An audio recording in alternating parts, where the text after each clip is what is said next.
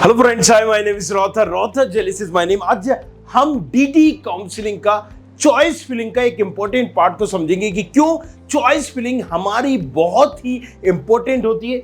इसको हम कुछ आंकड़ों बेस और कुछ प्रूफ बेस हम जानेंगे। 1.84 लाख मतलब यहां पर करीब 1,84,000 की रैंक पे कैसे एक बच्चे ने अगर सही तरीके से चॉइस फिलिंग की तो उसको HGS ITS कॉलेजेस में EC ब्रांच मिली जो कि SC कैटेगरी का था। अब आप यहां पर बोलोगे कि सर SC कैटेगरी का है, हो सकता है मिल गई, लेकिन अगर मैं बात कहूं आपसे कि फर्स्ट राउंड में यहां पर कट ऑफ जो था SC कैटेगरी का, ये जाके आप ऑफिशियली अभी भी चेक कर सकते हो। DTE पर कट ऑफ डला हुआ है 2021 का भी कि यहां पर रिकॉर्ड कितना था, 1,17,000 पर ओपन हुआ था और क्लोज हो गया था 1,66,000। जब फर्स्ट राउंड में 1,66,000 पर क्लोज हो गया तो उस 1,84,000 वाले बच्चे को रैंक को कैसे मिल गई, यहां पर CS, ये पहले सवाल उठता है, राइट। कितने पे क्लोज हो गया? 1,96,926। चलिए अब हम दूसरे राउंड की भी बात कर लेते हैं कि राउंड फर्स्ट में ये था डीटी काउंसलिंग की, राउंड 2 में क्या था। तो राउंड 2 में आप देखोगे तो ओपनिंग कितनी थी, 1,26,000 थी यहां पर, और क्लोजिंग जो थी 1,41,000, जो मतलब 1,66,000 गया था वो यहां पर इससे भी ज्यादा घट गया और 1,41,000 आ गया। तो अब यहां पर अगेन वही सवाल आता है कि ये जो रैंक थी 184, इस पर HGS ITS कैसे मिला। तो मैं क्या बताने जा रहा हूं आपको, देखिए ये चॉइस फिलिंग का बहुत इंपॉर्टेंट रोल होता है। चॉइस फिलिंग में आप कंप्यूटर को ये बताते हो कि आपको XYZ कॉलेज, उसकी XYZ ब्रांच चाहिए, उसका ये प्रेफरेंस चाहिए, और कंप्यूटर आपकी रैंक के हिसाब से, आपकी कैटेगरी के हिसाब से वो देखता है। अगर आपको नहीं होता है तो वो पास कर देता है। सीधी सी बात आपको यहां पर समझनी होगी, राइट, कि अब इस बच्चे की रैंक कितनी थी, 1,84,000, और इस बच्चे का रोल नंबर कितना है, ये जाके आप ऑफिशियली DTE की साइट पर जाकर चेक कैंडिडेट स्टेटस पर जाके ये रोल नंबर जाके आप चेक कर सकते हो, क्योंकि अब 1 साल हो चुका है एंड दैट्स द रीजन। ये कॉन्फिडेंशियल चीजें होती है, लेकिन मैं यहां पर आपको बता रहा हूं, राइट, क्योंकि इस बच्चे की काउंसलिंग ही मैंने की, गाइडेंस भी मैंने किया, सारी चीजें मैंने की है। तो मैं अब आपको ये बताना चाह रहा हूं, समझाना चाह रहा हूं कि आप एक कम रैंक होने के बावजूद भी कैसे एक अच्छा कॉलेज, वो कॉलेज जो आपको, अगर आप गलत चॉइस फिलिंग करते हो या सही तरीके से चॉइस फिलिंग नहीं करते हो तो नहीं मिल सकता।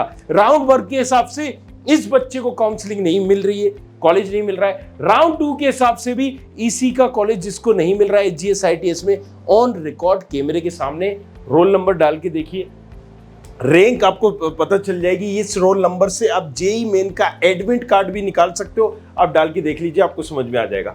अब कॉलेज ने, यहां पर हम बात करते हैं कि इसको कौन सा मिला है, Shri GS institute of technology and science Indore का 1952 का है, EC ब्रांच मिली हुई है। क्लियरली यहां पर दिख रहा है कि EC ब्रांच इस बच्चे को मिली हुई है। रैंक कितनी है, रोल नंबर ये है। आप चेक कैंडिडेट स्टेटस पर जाइए, JEE मेन का स्कोर कार्ड 2021 का डाउनलोड कर लिए, आपको यहां पर रियलिटी पता चल जाएगी। अब अगर हम बात करते हैं पहले कौन सी ब्रांच मिली थी, बाद में कौन सी ब्रांच मिली, तो इसको समझने के लिए थोड़ा सा हमें पीछे चलना पड़ेगा और आपको हम समझाते हैं कि इस बच्चे का सबसे पहले नाम देखिए। क्या नाम है इस बच्चे का, चलिए मैं यहां पर आपको खुद रिवील कर देता हूं। देखिए यहां पर इस बच्चे ने क्लियर दिया हुआ है संकल्प बोरजर। इसकी रैंक अगर हम बात करें कितनी है, यहां पर 1,84,000, राइट। CRL रैंक कितनी है, 1,84,000। अब चलिए यहां पर 1,84,000 रैंक आपको मिल गई। चलिए अब नेक्स्ट हम बात करते हैं यहां पर इसी की,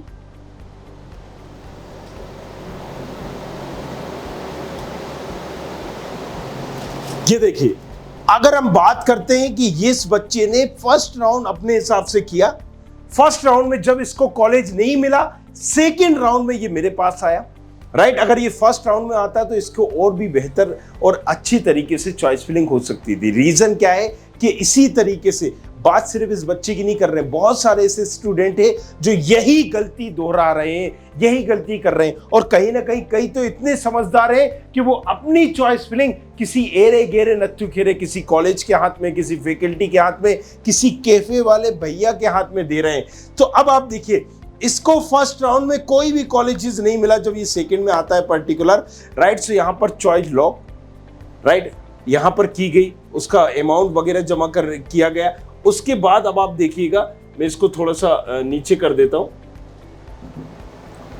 ओके, यहां पर देखिए क्लियरली, मैं थोड़ा सा जूम करूंगा आपको ताकि क्लियरली समझ में आए, राइट। इस बच्चे को बीएम मिला, SGSIT, बीएम मतलब बायोमेडिकल। बायोमेडिकल में के बाद उसको रिपोर्ट करवाया गया applied for internal branch change, फिर ब्रांच चेंज उसकी की गई और यहां पर ब्रांच चेंजिंग में उसको EC मिल गया। अब चूंकि बच्चा थोड़ा सा समझदार भी था, उसको जो गाइड किया गया, जो बताया गया, जो समझाया गया, उसने वो माना।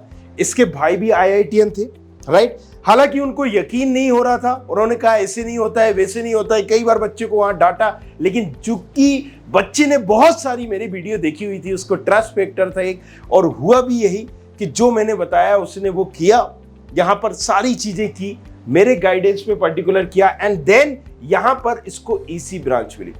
अब सवाल अगेन यहीं पर ये उठता है कि जब यहां पर अगर मैं सेकेंड राउंड में यहां पर BM नहीं डालता या बी में रिपोर्ट नहीं करता तो उसको EC नहीं मिलती। लेकिन दूसरा सवाल यह है कि अगर ऐसे कई बच्चे, आप भी यहां इंटरनल ब्रांचिंग करते हो और यहां पर इंटरनल ब्रांचिंग करके मान लीजिए आपने कोई कॉलेज ले भी लिया और उसमें आप इंटरनल ब्रांच चेंज करते हो, तो क्या वो हो पाएगी या नहीं हो पाएगी? यही एक कैलकुलेशन। कोई भी चीज अगर आप इंटरनल ब्रांच चेंज करें या दूसरी कोई भी चीज करें, देखिए उड़ के नहीं लगती है।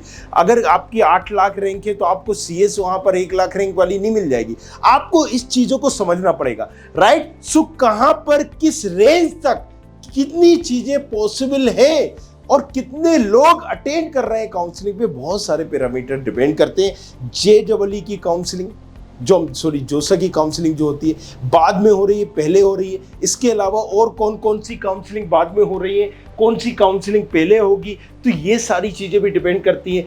अगर मान लीजिए ये काउंसलिंग पहले है, दूसरी काउंसलिंग बाद में है, राइट, तो लोग यहाँ की सीटें लेंगे, सारा क्राउड यहाँ आएगा और सीटें लेने के बाद रिजर्व करेंगे और इसके बाद जब दूसरी काउंसलिंग मिलेगी तो इस सीटों को छोड़ेंगे। तो ये जो सारी चीजें ना, ये आपको समझना पड़ेगा। एंड दैट्स हाउ इस बच्चे को एक अच्छी खासी, उसकी जो मतलब मैं बता रहा हूं 2 लाख की रैंक में उसको EC जैसी ब्रांच मिली। अब आप इस आंकड़े को, कट ऑफ को चेक करिए, क्या कोई 1 लाख यहां पर 84,000 में किसी भी कैटेगरी में ये रैंक गई है, राइट। सो अब यहां पर देखिए, चलिए ये तो एक है, इसके अलावा मैं कुछ और एग्जांपल दूंगा ताकि आपको चीजें इजीली समझ में आए। तो चलिए यहां पर एक चीज तो समझ में आ गई, क्या यहां पर मैंने आपको क्लियर कर दिया है कि बच्चे की बच्चे की क्लोजिंग रैंक कितनी थी। बच्ची की रैंक थी 1,84,000, राइट। ये इसका रोल नंबर था। इसको कॉलेज कौन सा मिला? EC मिला है। और यहां पर फर्स्ट राउंड की क्लोजिंग रैंक थी 1,66,000, सेकेंड राउंड की थी 1,41,000। ये मैक्सिमम थी। सो अगर आप चॉइस फिलिंग को समझोगे, सही तरीके से चॉइस फिलिंग करोगे, तो जी हां, एक कम रैंक में भी आप अच्छा कॉलेज ले सकते हो। जो रैंक आपको लानी थी आप ले आए, जो मेहनत आपको करनी थी आपने कर दी। लेकिन इसको भी उतना ही इंपॉर्टेंट पार्ट समझिए, उतनी ही आप रिस्पॉन्सिबिलिटी के साथ चॉइस फिलिंग करिए जितनी रिस्पॉन्सिबिलिटी के साथ आपने JEE मेंस को दिया। अगेन इसी के लिए मैंने DT काउंसलिंग समझाने के लिए नीचे डिस्क्रिप्शन पर आपको मिल जाएगा, एक कोर्स लॉन्च किया है। उस कोर्स में A to Z 100 से भी ज्यादा वीडियो को बारीकी से समझाया गया है, बताया गया है कि कैसे आपको चॉइस फिलिंग करना है। और टाइम टू टाइम यहां पर जो जो चीजें आती रहेंगी उसमें लाइव सेशन और वीडियो रिकॉर्ड करके डाले जाएंगे, तो आप उनको देख सकते हो। नीचे डिस्क्रिप्शन पर वो कहीं ना कहीं लिंक आपको मिल जाएगा, जाइए देखिए उसको एंड गेट आइडिया कि हमें चॉइस फिलिंग कैसे करना है, रजिस्ट्रेशन कैसे करना है, रजिस्ट्रेशन में कौन सी सावधानियां रखना है, कौन सी सावधानियां नहीं रखना है, सारी चीजें डिटेल में दी गई। Thank you very much, thanks a lot. मिलते हैं नेक्स्ट वीडियो में एक नए नए कहीं ना कहीं एग्जाम्पल के साथ और आपको कुछ दूसरी चीजें बताने के लिए। तो thank you very much, thanks lot. I hope you like this video. For more such videos, keep watching our channel. And do not forget to like, share and subscribe.